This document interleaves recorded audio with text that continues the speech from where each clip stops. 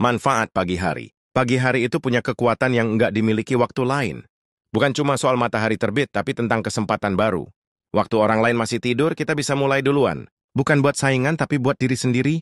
Nggak ada gangguan, nggak ada kebisingan. Pagi itu waktu terbaik buat fokus. Bayangin, jam 5 sampai jam 8 pagi, kita isi dengan hal-hal yang benar-benar penting.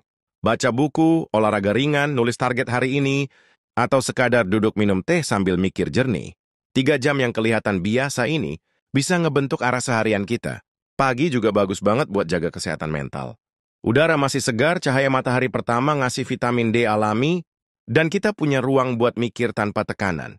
Pagi hari ngajarin kita satu hal penting.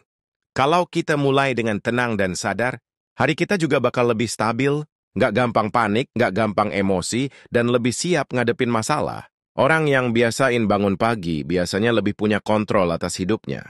Bukan karena lebih hebat, tapi karena mereka punya waktu buat diri sendiri sebelum dunia mulai berisik.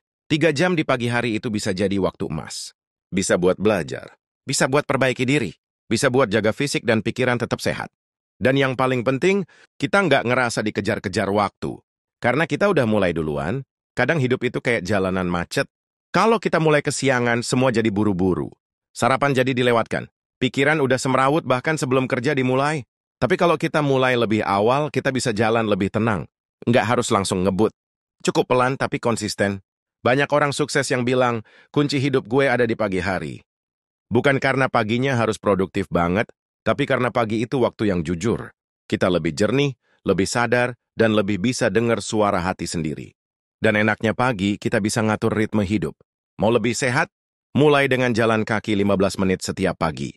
Mau lebih fokus? Tulis prioritas hari itu pas pagi-pagi. Mau lebih damai? Hindari buka HP 1 jam pertama setelah bangun. Hal-hal kecil ini nggak kelihatan keren, tapi justru disitulah kekuatannya. Kita jadi lebih terkendali, lebih sadar arah. Jadi kalau kamu ngerasa hari-harimu berantakan, coba atur pagimu dulu. Nggak perlu langsung sempurna. Mulai dari satu kebiasaan kecil aja cukup.